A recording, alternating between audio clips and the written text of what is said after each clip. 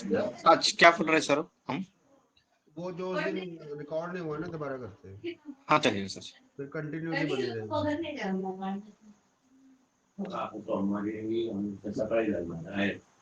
हुआ आपको? हाँ सर। रिकॉर्डिंग स्टार्ट है।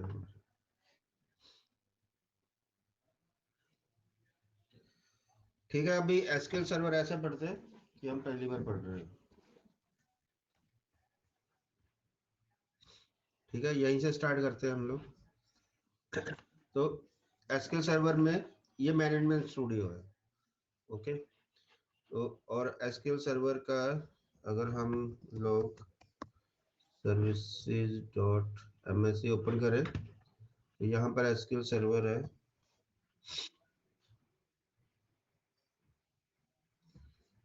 जीएसक्यूएल। ओके, तो यहाँ पर ये जीएसक्यूएल एक सर्वर मैंने इंस्टॉल किया जीएसक्यूएल और एक सर्वर इंस्टॉल किया है, ये नेम्ड इंस्टेंस है। और जो आएगा नाम ऐसे एम एस एसक्यूएल सर्वर, ठीक है, ये डिफॉल्ट इंस्टेंस है। डिफॉल्ट इंस्टेंस एक मशीन में एक ही होता है। नेम्ड इंस्टेंस एक मशीन में एक से ज्यादा हो सकते हैं। और जब नेम्ड इंस्टेंस की बात आती है तो हम लोग नेम्ड इंस्टेंस को और कैसे आइडेंटिफाई कर सकते हैं कि ये नेम्ड इंस्टेंस है और ये डिफॉल्ट है। तो उसके लिए आइडेंटिफिकेशन बाय नेम हमारा अपने आप हो जाता है। जैसे अगर हम कहें कि डिफॉल्ट इंस्टेंस है,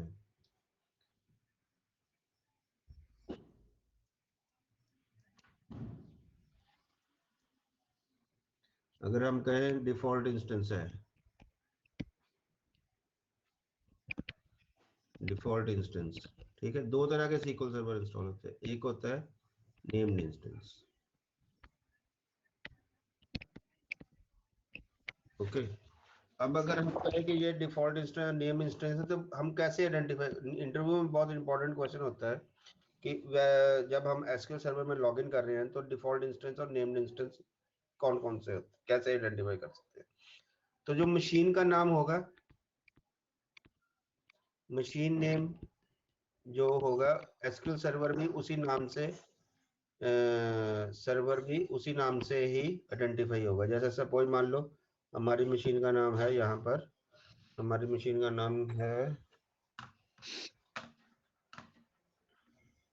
यहाँ पर राइट क्लियर किया सिस्टम पे, विंडोज आइकन पे, सिस्टम पे गए, ये SQL1 हमारी मशीन का नाम है। तो SQL सर्वर का नाम भी यही होगा। तो ये डिफॉल्ट इंस्टेंस है। अगर हम सर्वर को, मैनेजमेंट स्टूडियो को हम यहाँ पर कनेक्ट कर रहे हैं डाटाबेस इंजन, और अगर हम मशीन नेम से ही कनेक्ट कर रहे हैं या फिर हम लोग डॉट से कनेक्ट कर रहे हैं, ठीक है, दोनों केस में ये डॉट है, ये डॉट है, यहाँ पर शायद दिखाई ना दे लेकिन ये एक फुल स्टॉप सा मार्क किया है मैंने।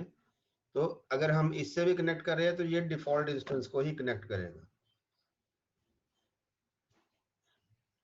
ओके, और अगर हम नेम्ड इंस्टेंस से कनेक्ट कर रहे हैं तो नेम्ड इंस्टेंस के लिए हमें machine name slash SQL server का इंस्टेंस का नाम आएगा, तो वो होगा हमारे लिए क्या कहते हैं, named instance.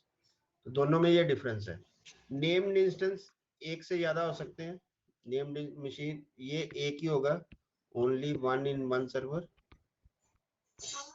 One in one machine. और नेम्ड इंस्टेंस हमारे पास, नेम्ड इंस्टेंस हमारे पास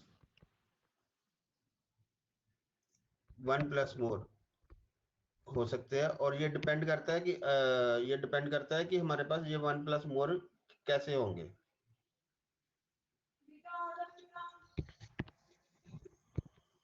ये वन प्लस मोर कैसे होंगे, ये डिपेंड करते हैं हमारे पास इंफ्रास्ट्रक्चर। सपोज मान लो हमारे पास सीपीयू है 4 कोर का, ठीक है, रैम है हमारे पास 16 GB की। अब विंडोज ओएस कहता है, विंडोज जब जैसे ये विंडोज 11 मशीन है तो ओएस वैसे तो जो रिकमेंडेशन है 4 GB का मिनिमम स्पेस चाहिए होता है। एक भी किसी भी विंडो ओएस मशीन को चलाने के लिए 4 GB की रैम मिनिमम रिक्वायरमेंट होती है, ठीक है। और कम से कम एक कोर प्रोसेसर। हमारे पास 4 है, तो मान लो हम बहुत भी चलाएं तो हम 4 मशीन बना, एक तो विंडोज 11 होगी और 3 हम एक्स्ट्रा वीएम बना सकते हैं सेम मशीन पर। एक कोर दे दिया सबको प्लस हमने 4 GB रैम दे दी, फिर एक वीएम ये बन गई, एक वीएम और VM2 बन गई, plus 1 core plus 4 GB RAM plus 3 VM। बस इतने एसक्यूएल इंस्टेंस हम क्रिएट कर सकते हैं, इतनी मशीन बना सकते हैं। अब इतनी मशीन बना सकते हैं हम, ये मशीन बना सकते हैं, ये हम एसक्यूएल सर्वर की बात नहीं कर रहे, ये मशीन बना सकते हैं, एक वर्चुअल मशीन एक मशीन के ऊपर जो कि हमारे जैसे हमारे पास है। अब इस वर्चुअल मशीन में अगर हमारे पास रिसोर्स ही एक कोर का है और 4 GB मेमोरी है, तो हम नेम्ड इंस्टेंस एक आधा ही बना पाएंगे, इससे ज्यादा हम बना ही नहीं सकते। अगर हम बनाएंगे तो बैठ जाएगा वो। ये उसी तरह की बात होगी जैसे मतलब कि मारुति 800 किसी ने ले रखी है और वो कह रहा है मैं मर्सिडीज के साथ मुकाबला करूंगा। तो इंफ्रास्ट्रक्चर आपके पास जितना अवेलेबल है आप उसी हिसाब से इंस्टेंस क्रिएट कर सकते हैं। ये इसका एक्चुअल में आंसर है। अगर हमारे पास इंफ्रास्ट्रक्चर है, यहाँ पर जैसे इंस्टॉल रैम 3.7 GB है, मैंने वर्चुअल मशीन बना रखी है, ठीक है, मैंने 2 कोर का शायद इसको प्रोसेसर में दे रखा होगा, 2 कोर या 6 कोर, तो मैं 2 4 5 एक दो मशीनें बना सकता हूँ क्योंकि रैम बहुत कम है। और अब इसके ऊपर मैं सॉफ्टवेयर भी इंस्टॉल करने कर दूं, विंडोज भी इंस्टॉल कर दूं, ऑफिस भी इंस्टॉल कर दूं और फिर एसक्यूएल सर्वर भी इंस्टॉल कर दूं, तो वो एक लिमिट होगी हार्डवेयर की, तो मैं कर नहीं सकता। लेकिन एक्चुअल में जो माइक्रोसॉफ्ट कहता है वो कहता है कि मल्टीपल आप मोर देन 32,687 कुछ ऐसे इंस्टेंस इंस्टॉल कर सकते हैं।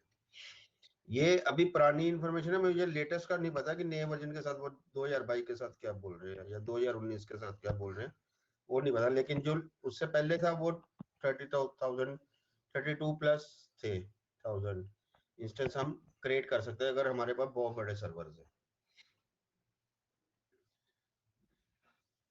ठीक है, अब हमारे पास अगर हमारे पास ये आ जाता है कि हम एसक्यूएल सर्वर को, अब एसक्यूएल सर्वर जब हम पढ़ना शुरू कर रहे हैं तो एसक्यूएल सर्वर में जब हम पढ़ते हैं तो 2 टाइप के डीबी होते हैं,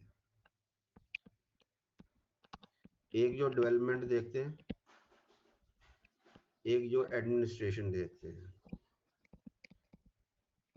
ठीक है, हमारा रोल ये वाला है, हम कोड डीबी आते हैं, जो लोग हम करते हैं, हमारे लिए डेवलपमेंट जरा सेकेंडरी चीज है। तो इस केस में हमारी जो प्राइमरी रिस्पॉन्सिबिलिटी होती है, keep the server up and running, keep the SQL server up and running. Okay, अब जब हम ये बात कहते हैं तो उस केस में हमारे पास क्या आता है कि हमें हम इसमें एसक्यूएल सर्वर में क्या क्या चीजें देख सकते हैं जो हमारे स्कोप में आती है। हम एसक्यूएल क्लस्टरिंग, ठीक है, SQL log shipping, always on,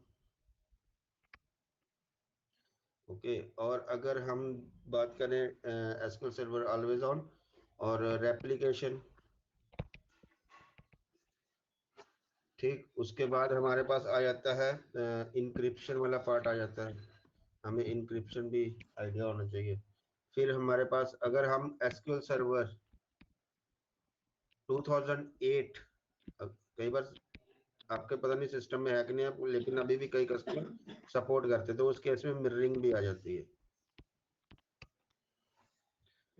even आज की मैंने तो एसक्यूएल सर्वर 2000 भी यूज होते हुए देख रहा हूँ मैं कई जगह पर, लोग ये भी यूज करते हैं, उनकी एप्लीकेशन वो चेंज नहीं कर पा रहे, वो इवन 2000 भी यूज कर रहे हैं, 2005 भी यूज कर रहे हैं, जबकि ये एंड ऑफ लाइफ है सारे के सारे। अच्छा, अभी इंक्रिप्शन आ गई, ऑलवेज ऑन आ गया हमारे पास अभी, और जो हमारे लिए सबसे इम्पोर्टेंट पॉइंट है वो परफॉर्मेंस एंड ट्यूनिंग। ठीक है, ये सब कुछ देखते हैं। अब इनको पढ़ने के लिए अभी सबसे दिक्कत क्या आती है, अभी 2-3 महीने से मेरे पास पढ़ रहे हो तो अभी दिक्कत क्या आती है कि हम पढ़ना मतलब जब कभी तो सेल्फ लर्निंग भी करनी पड़ेगी ना। हर बार कोई आके बताएगा वो बात ठीक है कि मैंने एक बार बता दिया, 2 बार बता दिया, लेकिन लर्निंग में आपका सबसे जो शो स्टॉपर है वो है कि हमें पढ़ना कैसे है, तो क्या स्टार्ट करूं और क्या ना पढ़ूं, समझ गए। तो उसमें जो सबसे पहले जो स्ट्रक्चर जो स्टार्ट होता है, लोग कहते हैं एसक्यूएल सर्वर का आर्किटेक्चर पढ़ लो, एसक्यूएल सर्वर का आर्किटेक्चर पढ़ लो। आपको मतलब कि आर्किटेक्चर पढ़ोगे तो आपको एसक्यूएल सर्वर समझ में आना शुरू हो जाएगा, ठीक है। जबकि मेरा एक्सपीरियंस जो रहा है, आर्किटेक्चर एक बहुत एडवांस चीज है। आप यहाँ से कभी भी मत शुरू करो आर्किटेक्चर पढ़ना, जिसमें वो स्टैंडर्ड डायग्राम्स आती है ना, जैसे मैं अभी देखो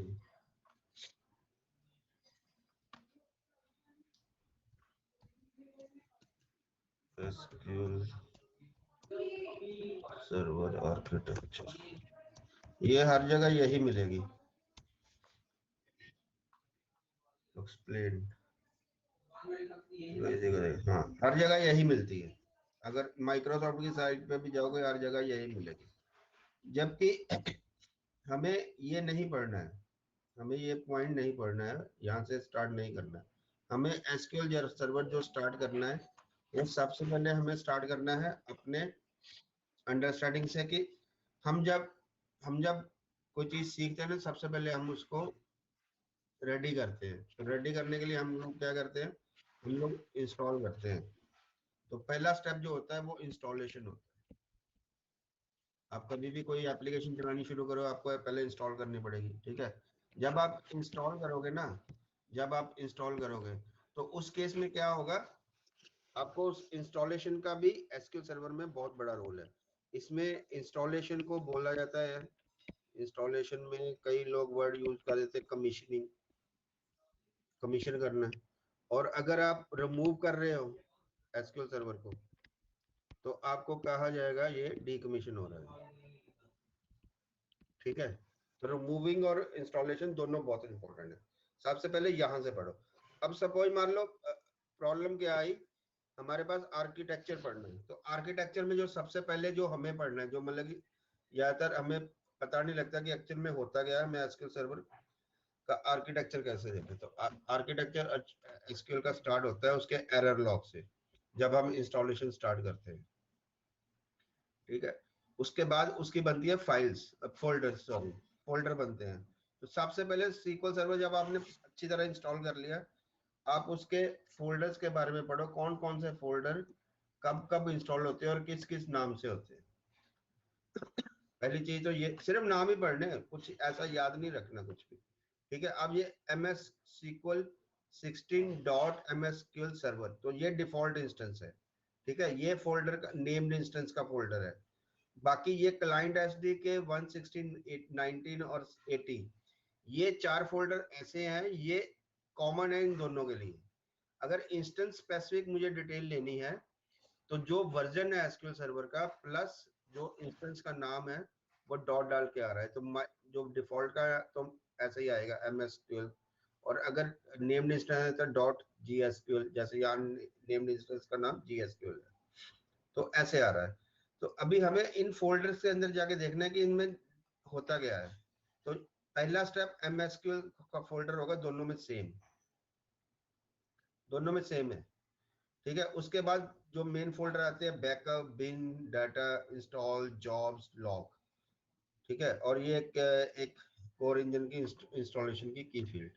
अब जो डाटा फोल्डर है, ये तो आपने देखा होगा, आपको पता लग रहा होगा कि मास्टर की और उसकी लॉग फाइल बनती है, जो हम डाटाबेस बनाते हैं उनकी सबकी MDF फाइल, जिसको हम कहते हैं एसक्यूएल सर्वर की प्राइमरी डाटा फाइल, और ट्रांजैक्शन लॉग फाइल, ये बनती हैं ये सारी की सारी, ओके। अब अगर ये फाइल्स बन रही हैं हमारे पास, तो दूसरा फोल्डर जो आता है वो होता है बैकअप का। अगर हम कोई बैकअप लेते हैं, डिफॉल्ट हमारा जो बैकअप है वो यहाँ आ रहा है। थर्ड जो इम्पोर्टेंट पॉइंट है वो बिन का है। बिन में आप देखोगे यहाँ सारी इंपॉर्टेंट फाइल्स हैं।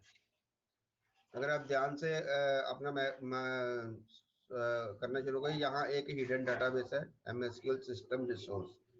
MSQL सिस्टम रिसोर्स की एक MDF फाइल है और एक ट्रांजैक्शन लॉग फाइल है, ठीक है। और ये इंपॉर्टेंट डाटाबेस है। इसके बिना अगर ये फाइल मिस हो जाती है, रीनेम हो जाती है या करप्ट हो जाती है, तो आपका एसक्यूएल सर्वर नहीं चलेगा।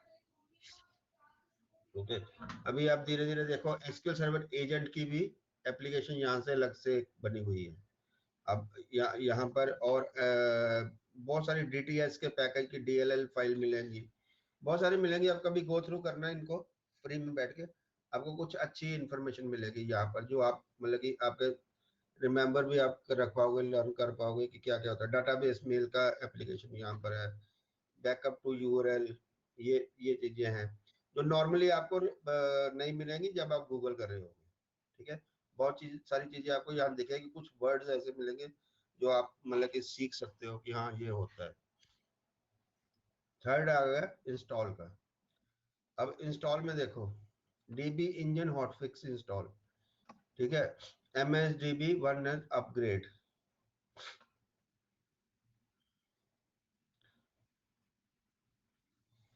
ये क्वेरी फाइल है, देख रहे हो, ये क्वेरी फाइल है। इनकी एक्सटेंशन भी प्रॉपर्टीज डॉट एसक्यूएल है।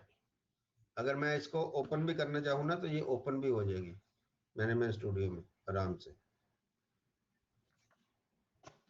ये देखो ये क्वेरी फाइल है, कुछ नहीं है, फाइल खाली पड़ी है। ये कोड देखना चाहे कोड देख सकते हैं। क्वेरी एक्टिविटी कलेक्ट, ये पैकेज है, अब पैकेज देखना चाहो पैकेज आप देख सकते हो। ठीक है,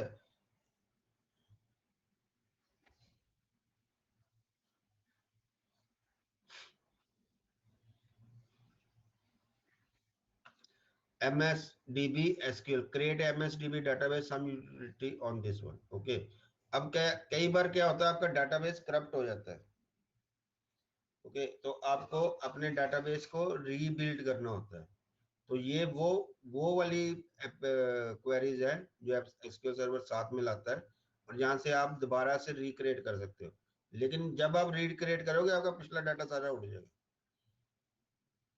लेकिन माइक्रोसॉफ्ट अपनी कोडिंग कैसे करता है, एक होता है ना लेवल होता है, जैसे जिसने प्रोडक्ट बनाया उसने अगर उसने लिखना शुरू किया स्टोर प्रोसीजर, माइक्रोसॉफ्ट ने, ये माइक्रोसॉफ्ट का स्टोर प्रोसीजर है, ठीक है, ये उसने कोर्स तो जस्ट एक गो थ्रू लेने के लिए कि उसने किस लेवल की कोडिंग की हुई है और वो किस तरह चीजों को मैनेज करता है। जब अपनी वो स्टोर प्रोसीजर लिखता है या कुछ करता है तो उसको क्या क्या चीजें देखता है और कैसे मैनेज करता है, तो वो एक पॉइंट ऑफ व्यू ले सकते हैं। और इमरजेंसी केस में अगर सपोज मान लो हमने सर्वर इंस्टॉल किया और इंस्टॉल करते ही वो करप्ट हो गया, तो वो कह रहा था कि मैं MSDB करप्ट हो गया किसी भी कारण से, अभी कोई डाटा नहीं है कुछ नहीं है, तो हम दोबारा से एसक्यूएल सर्वर ना इंस्टॉल करके हम MSDB को दोबारा रीबिल्ड कर सकते हैं। ये वो वाली है।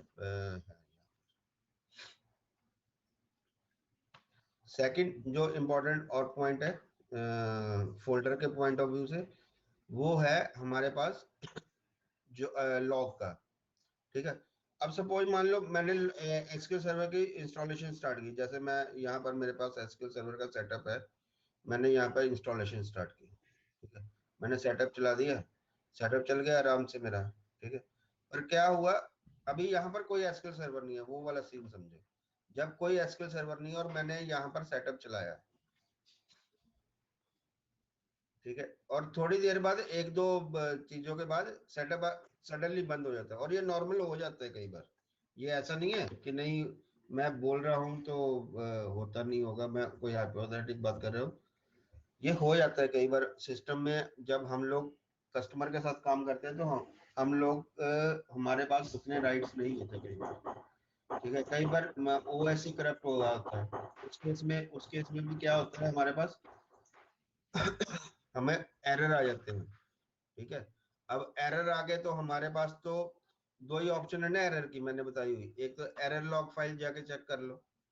अब जब सिस्टम ही अभी इंस्टॉल ही नहीं हुआ एसक्यूएल सर्वर और उसके बीच में ही वो एरर लॉग फाइल आ गई, तो क्या पता ये फोल्डर बने ही ना कभी प्रोग्राम फाइल्स के अंदर, उससे पहले ही ये बाहर निकल जाए।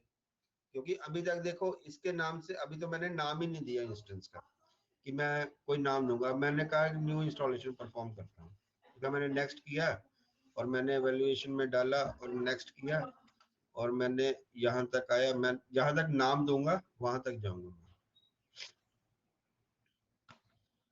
ठीक है, अभी सपोज मान लो मैंने एक इंस्टेंस इंस्टॉल करना है, ओके, सी में ही कर लूंगा मैं, क्योंकि मेरे पास सी ही है अभी, और मैंने यहाँ हमारे पास इंस्टेंस है, सपोज मान लो, अब मैं डिफॉल्ट नहीं ले सकता, तो मुझे नेम्ड इंस्टेंस देना पड़ेगा, SQL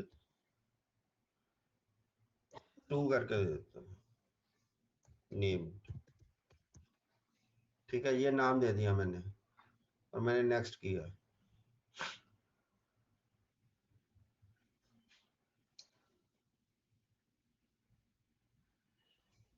ये बहुत इंपॉर्टेंट ट्रबल शूटिंग है जो अभी हम लोग परफॉर्म करेंगे। मैंने सारे स्टेप्स परफॉर्म किए, सिर्फ इंस्टॉलेशन वाला बटन नहीं प्रेस करूंगा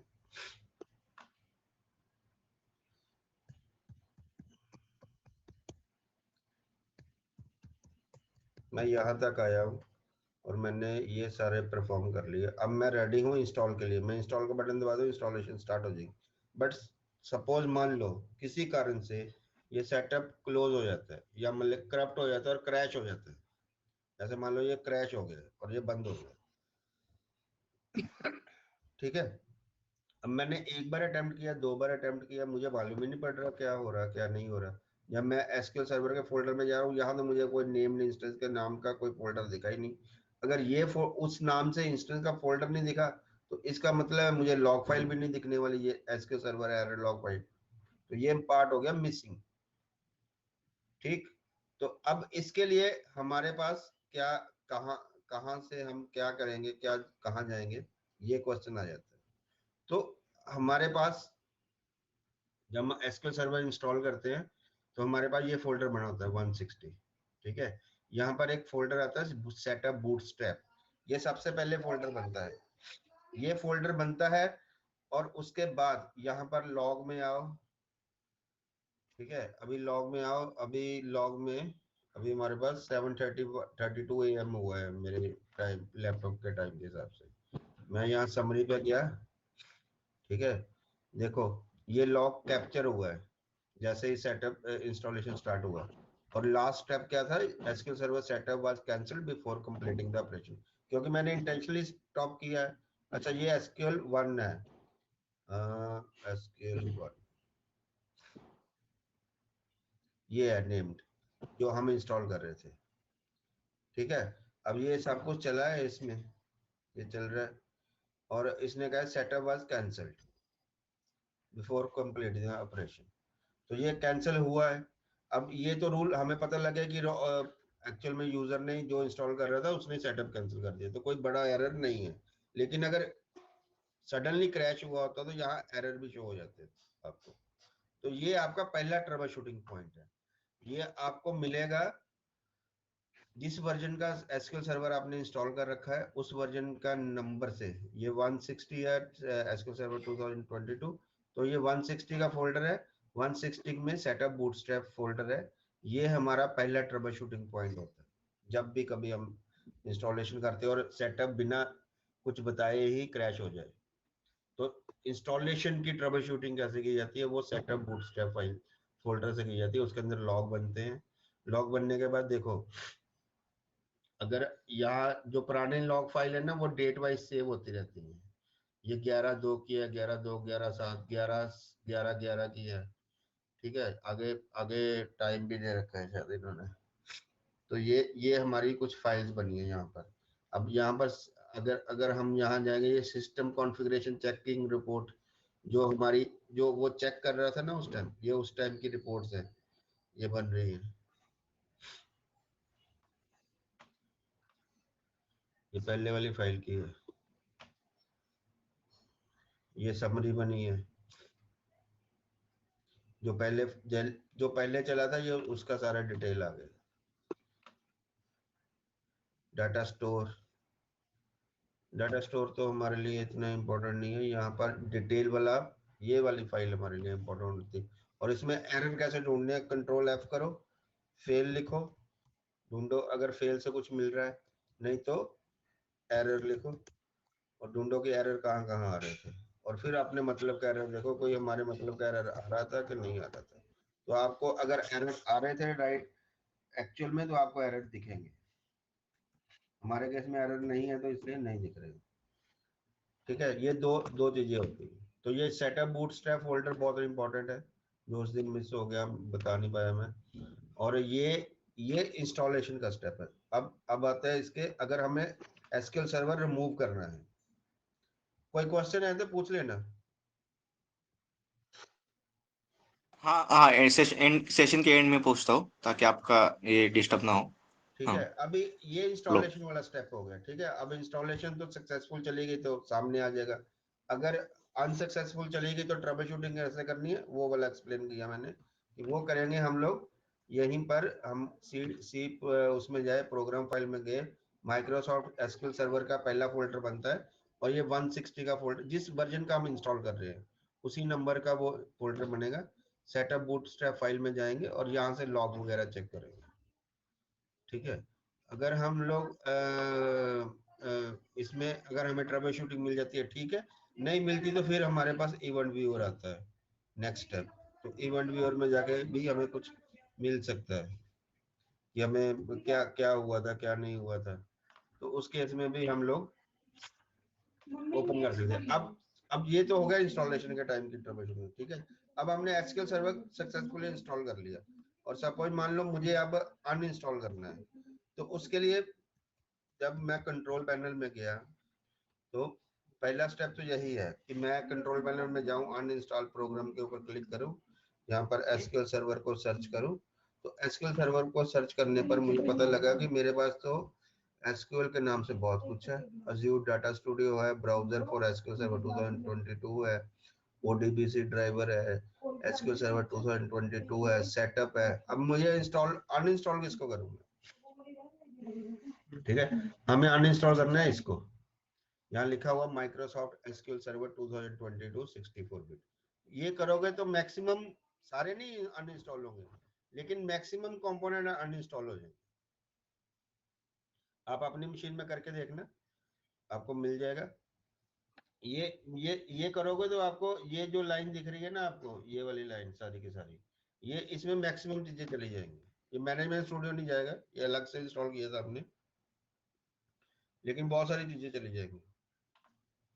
एक चीज, दूसरी चीज, अनइंस्टॉल का एक तरीका ये है। दूसरा तरीका होता है, अगर सपोज मान लो मैंने अपना माइक्रोसॉफ्ट एसक्यूएल सर्वर के फोल्डर पे गया, अब ये फोल्डर है, यहाँ पर भी वो इंस्टॉलेशन सेंटर होता है। ठीक है, अब इंस्टॉलेशन सेंटर में मैं इंस्टॉलेशन पे क्लिक किया, मैं यहाँ से इंस्टॉलेशन भी कर सकता हूँ, लेकिन मुझे वो डीवीडी वाला पाथ देना पड़ेगा, मेरा सेटअप फाइल कहाँ पड़ी है। या तो मैं डायरेक्ट पाथ दे दूँ, या मैं यहाँ से चला जाऊँ, तो मैं इंस्टॉल कर सकता हूँ। इसी तरह मैं रिमूव भी कर सकता हूँ। तो नेक्स्ट जो टैब आती है वो मेंटेनेंस की आती है। अब यहाँ से एडिशन अपग्रेड होते हैं, ये वाला एक पार्ट करेंगे हम अपग्रेड कैसे करें, like changing from developer to enterprise.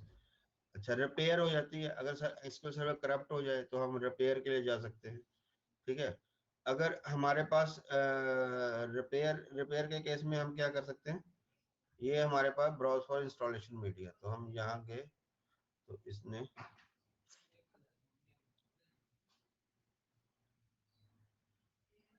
ये पूरे स्टेप्स लेगा, फिर रिपेयर रूल चलाएगा, फिर सिलेक्ट इंस्टेंस करोगे। अब नेक्स्ट नेक्स्ट पे गए, यहाँ पर आपको किस इंस्टेंस की रिपेयर करनी है, तो हमारे पास दो है, तो हमने डिफॉल्ट चूज किया। सपोज मान लो, एक मिनट, हाँ ये आ गया। तो ये अब करने के बाद ये अपने आप हमें बताएगा कि हमें रिपेयर किसकी करनी है। ठीक है, अब मैं क्लिक नहीं करूंगा रिपेयर पर, लेकिन ये रिपेयर का तरीका है। ठीक है, अब दूसरा जो हमारा पार्ट है वो है टूल्स पे गया,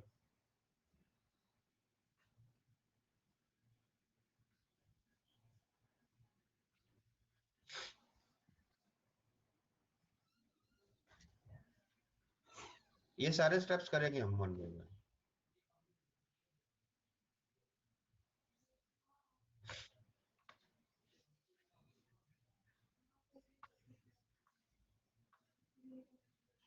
ये इंस्टॉल मैनेजमेंट टूल ये वही लेके जाएगा, जो लिंक है ना हमारे पास, ये वही लेके जाएगा। ये इंटरनेट पे ले जाता है,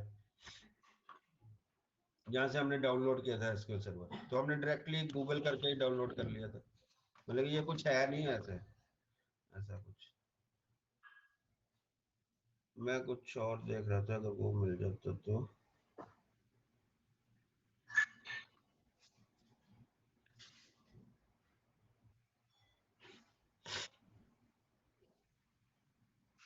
माइग्रेशन वाला तो पार्ट करेंगे अलग से। मेंटेनेंस में addition, upgrade, remove, launch, update to search, update products. अच्छा, इसमें तो नहीं आ रहा है, अब नहीं आ रहा है। सिस्टम कॉन्फ़िगरेशन चेक, ये वाला हम कर सकते हैं। Install SQL server feature discovery report, ठीक है, ये इंपॉर्टेंट पार्ट है। इसमें इसमें क्या होता है, कई बार इशू आ जाता है, कोई फीचर हमने इंस्टॉल किया और हमें डिस्कवर नहीं हो रहा, या हमें एग्जैक्ट स्टेटस लेना होता है कि क्या क्या इंस्टॉल है उसमें लेटेस्ट। तो उस केस में होता है, कई बार ना विंडोज वाले, विंडोज टीम क्या करती है, कोई सिस्टम करप्ट हो गया ना, तो वो नया सिस्टम लेकर आ गया, उन्होंने कोई पुरानी इमेज कर दी, डिप्लॉय कर दी। तो उस केस में क्या होता है, कई कंपोनेंट मिस हो जाते हैं, कई कंपोनेंट करप्ट हो जाते हैं, तो पता नहीं लगता कि एक्चुअल में सिस्टम के साथ हुआ क्या। तो हमें एक डिस्कवरी रिपोर्ट अगर हम टाइमली बना के चलें, तो हमें वो डिस्कवरी रिपोर्ट हम मैच कर सकते हैं कि हमारे पास पहले क्या था, अब क्या है। तो इस तरह हमें थोड़ा आइडिया रहता है कि क्या इंस्टॉलेशन है, क्या इंस्टॉलेशन नहीं है। तो उस केस में क्या करते हैं हम लोग, ये install SQL server discovery report feature हमने क्लिक किया, ये आपको एक डिटेल बता देगी कि आपका क्लस्टर है, कॉन्फ़िगर्ड है, डेटाबेस इंजन है, ये एक तरह की डिटेल दे देगी आप। छोटी सी रिपोर्ट, कभी किसी ने शेयर करने के लिए बोला तो आप यहाँ से निकाल सकते हो, ये आपके आराम से HTML फाइल में सेव हो सकती है। दूसरा जो इसमें कॉन्फ़िगरेशन चेकर होता है, कोई करप्ट हो जाए, अब करप्ट हो जाए तो हमें कुछ कॉन्फ़िगरेशन दोबारा से देखनी हो, तो क्या करें हम, detail report, view detail report, ये दिखा रहा है आपको क्या क्या चेक किया है, इसमें सारे पास डाल रहे हैं, एरर के केस में एरर नजर आएंगे, ठीक है। तो कॉन्फ़िगरेशन भी सब कुछ ठीक है। रिपेयर के केस में फिर हम रिपेयर चूज करेंगे, हमें लेकिन हमें पहले बताना पड़ेगा हमने क्या क्या फाइंडिंग की, हमने क्या क्या यूज किया। तो हम उस केस में हमें बताना पड़ेगा कि आपको आपको क्या करना है।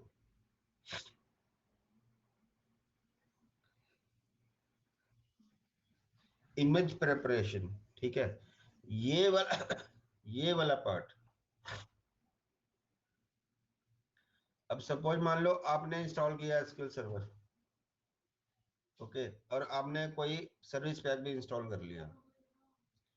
सपोज मान लो मैं एक सर्विस पैक, मैं यहाँ पर भी देखता हूँ अगर आज के सेशन में ये कवर कर पाए, ये थोड़ा लेंथी हो जाएगा।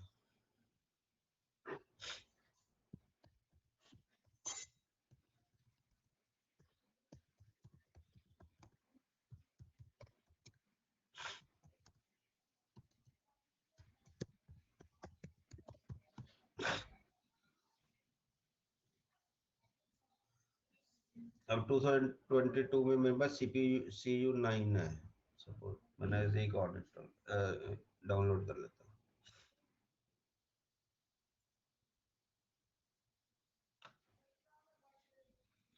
ये डाउनलोड किया मैंने,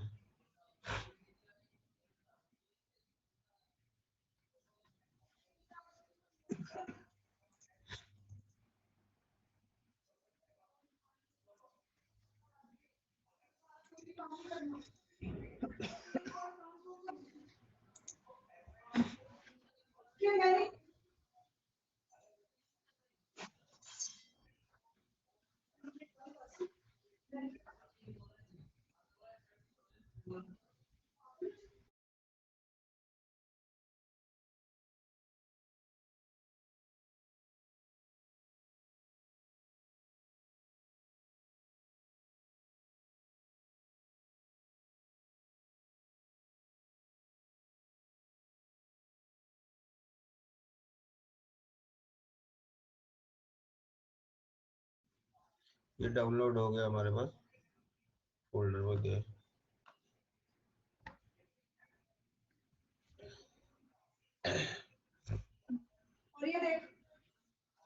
ये हमने अपने फोल्डर पर सेव किया।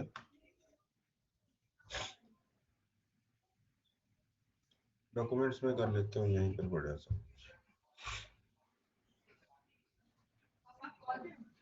हाँ, क्या करना है?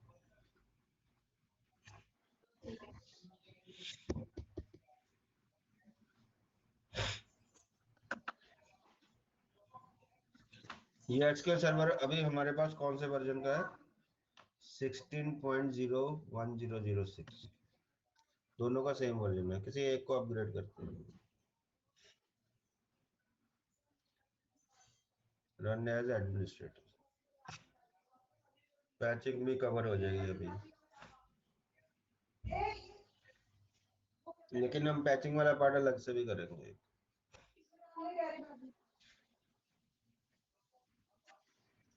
सबके ना वीडियो बना के दे दूंगा आपको ना, एक एक बार करें, फिर आप अपने ऑफ टाइम में प्रैक्टिस करते रहना, देख देख हाँ के। सर जी, वो फिर अच्छा रहेगा वो देखने के लिए और समझने के लिए कंसेप्ट, क्योंकि अभी कैसा होता है, सामने आप पढ़ रहे तो समझ आता है, लेकिन बाद में फिर कंफ्यूजन होता है या भूल जाता हूँ मैं, इसलिए ये अच्छा ऑप्शन ही है। अभी अभी हमारे पास दो इंस्टेंस है, ठीक है। हम्म। तो दोनों का हमें एलिजिबिलिटी आ रही है कि हमें नॉट इंस्टॉल्ड है हमारा पैक, क्योंकि हमने अभी इंस्टॉल किए थे थोड़े दिन पहले। हाँ तो हम हाँ, एक अपग्रेड वाले को हम उठा लेते हैं, अभी हम अपग्रेड वाले को यूज करते हैं, इसी पे इंस्टॉल करेंगे। डिफॉल्ट को हम अपग्रेड कर रहे हैं अभी। हाँ, तो डिफॉल्ट अपग्रेड हो जाएगा, और जो ये वाला है हमारा, ये ऐसे ही रहेगा 16.00, और ये अपग्रेड हो जाएगा। हम्म।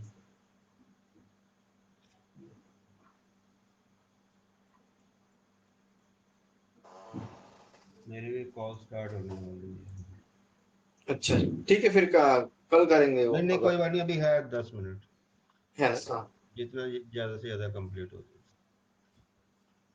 ये इंटरेस्टिंग फीचर है। जब हम इंस्टॉल करते हैं ना, सपोज मान लो मैंने एसक्यूएल सर्वर 10-20 मशीनों पे इंस्टॉल करना है, तो मेरे पास टाइम कम है, तो मैं हम लोग क्या करते हैं, हम इमेज बना के रखते हैं, यहाँ पर एसक्यूएल सर्वर भी इंस्टॉल करना है, उसके बाद सर्विस पैक भी लगाने हैं, ठीक है। तो टाइम के जिम्मे में तो हम क्या करते हैं, एक एक इमेज बना के रखते हैं विद लेटेस्ट अपडेट के साथ। तो वो हम परफॉर्म करते हैं उसमें, जब एसक्यूएल सर्वर इंस्टॉल होता है साथ में पैच अपने आप इंस्टॉल हो जाता है। अभी तो हमने एसक्यूएल सर्वर इंस्टॉल किया, अब मैं उसके ऊपर पैच इंस्टॉल कर रहा हूँ, ठीक है। लेकिन मैं नेक्स्ट टाइम ये इमेज जब यूज करूंगा ना, तो मेरा पैच ऑटोमेटिकली इंस्टॉल हो जाएगा। हम्म। तो अगर कभी मतलब कि आपको अपॉर्चुनिटी मिली कि इंस्टॉलेशन की, तो ये एक एडवांस स्टेप है इंस्टॉलेशन के लिए। पैचिंग का। पैचिंग नहीं, मतलब एसक्यूएल सर्वर की फ्रेश इंस्टॉलेशन करनी हो, उन्होंने कहा SP4 भी लगा दो, तो आपको आपका टाइम कंज्यूम हो जाएगा। पहले एसक्यूएल सर्वर इंस्टॉल किया, फिर उसको SP4 लगाया, तो टाइम अलग अलग हुआ ना। तो जब आप पहली बार एसक्यूएल हम्म। सर्वर इंस्टॉल करोगे, SP4 भी SP भी साथ में इंस्टॉल हो जाता है, या CU, आजकल तो CU आ रहे हैं, SP तो आते नहीं, CU आ रहे हैं, क्यूमुलेटिव अपडेट, वो साथ के साथ इंस्टॉल हो जाते हैं। अब हमारे केस में क्या होगा ना, अभी देखो ये 16.01006 दिखा रहा है ना, ठीक है। लेकिन जब मैं हम्म। इसकी इमेज यूज करूंगा ना बनाने के बाद, ये इंस्टॉल हो गया। ओके, अभी मैं इसको हम्म। एक रीस्टार्ट भी ले लेता हूँ इसका। पैचिंग के एक बाद रिस्टार्ट रीस्टार्ट करना ले पड़ता है लेता क्या हूँ। वो इंस्टेंस? नहीं, वैसे तो स्टॉप था, पर मैं ले लेता हूँ। हाँ सर जब जी। पैचिंग चलती है तो इंस्टेंट स्टॉप ही हो जाता है, हम्म। पर फिर भी एक रिकमेंडेड रीस्टार्ट ले लेना चाहिए। मतलब इसके साथ कॉन्फ़िगरेशन मैनेज। हाँ, कॉन्फ़िगरेशन मैनेजर यूज करो। अगर ये नहीं काम कर रहा, फिर सर्विसेज डॉट पे जाओ, ठीक है। अब ये हमने रिस्टार्ट ले लिया, ठीक है। अब रिस्टार्ट लेने के कई पर्पज होते हैं, जैसे हाई मेमोरी कंजम्पशन चल रही है, तो उस केस में भी हमारे बहुत सारे इशू रिजॉल्व हो जाएंगे, अगर रिस्टार्ट ले लिया तो। CPU हाई चल रहा है, ठीक है, तो इस केस में भी हम रिस्टार्ट रिकमेंड कर देते हैं कि चलो अभी तो मौका है, ले लेते हैं, अभी बर्डन कम होगी। अच्छा ठीक है, अभी हम लोग आते हैं अपने पार्ट इमेज प्रिपरेशन पे। हमने ये किया इमेज प्रिपरेशन का। अभी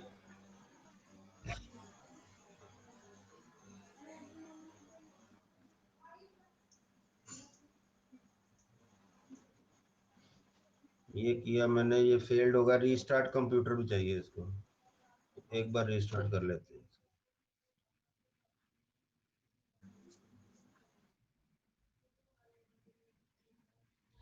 टर्न ऑफ कर दिया मैंने सीधे ही, और स्टार्ट।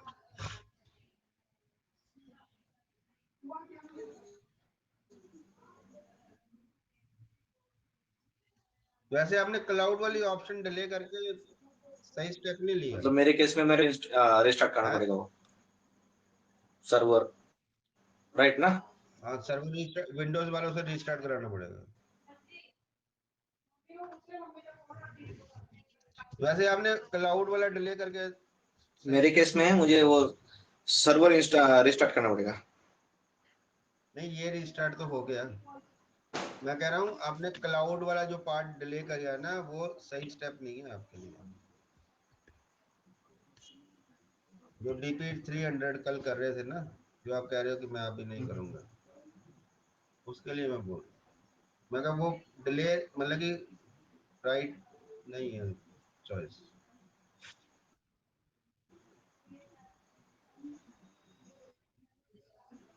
अच्छा चलो, ये तो हमारा हो गया एसक्यूएल सर्वर 1 इंस्टॉल। ठीक है, इसमें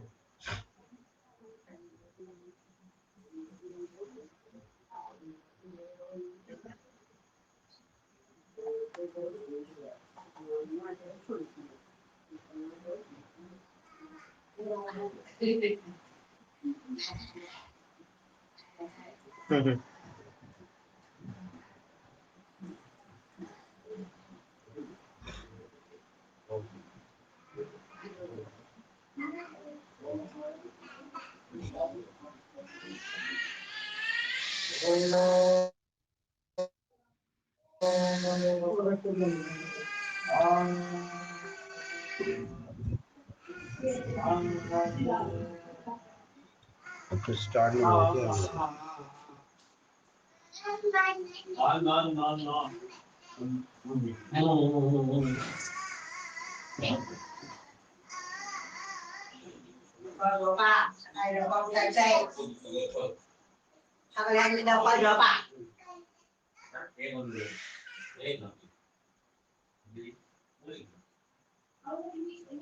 ये हमारा आ गया, देखो वर्जन चेंज हो गया 16.0 4085। हाँ और हाँ सर। ये हाँ आ सर। गया। ये हम लोग अब इंस्टॉलेशन सेंटर में आते हैं,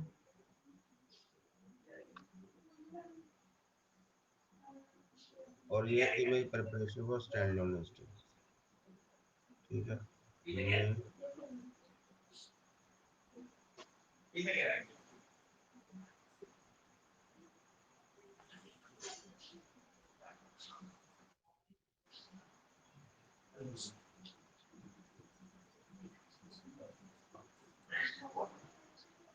ये वाला करना है, इमेज प्रिपरेशन फॉर।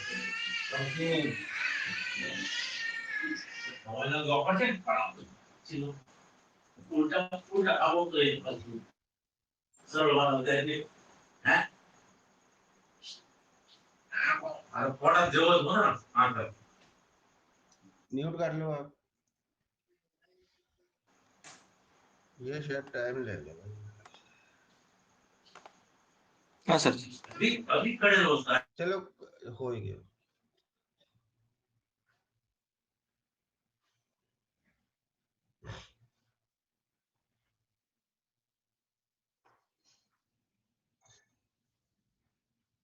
स्टेप्स वैसे ही फॉलो करने हैं जैसे आ रहे हैं, इसमें कोई चेंज नहीं है। ठीक है, complete the prepare share components only. और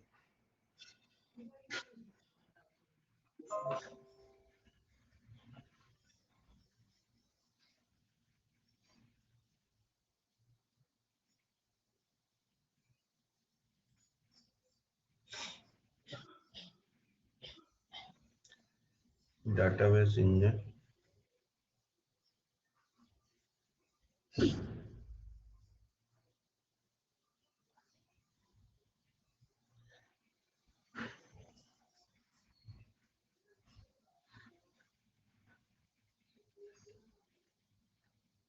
ये आ नहीं रहा है। चलो फिर कल कंटिन्यू करते हैं इसको एक बार। ये ऑप्शन ग्रेड आउट आ रही है मेरे पास। कल कंटिन्यू करते हैं इसको। हाँ यस सर। सर ये रिकॉर्डिंग का लिंक शेयर कर दो सिर्फ अभी। हाँ हाँ मैं बोल रहा हूँ। हाँ करेंगे कंटिन्यू। ये रिकॉर्डिंग का लिंक मेरे आज, हाँ ताकि हाँ फिर मैं मैं कल अभी सुबह अभी मॉर्निंग शिफ्ट है मेरी, तो मैं रिवाइज कर लूंगा ये। हाँ ठीक है ठीक। मैं अभी थोड़ी देर में शेयर हाँ करता हाँ। हूँ, जैसे ही आती है ना मेरे पास।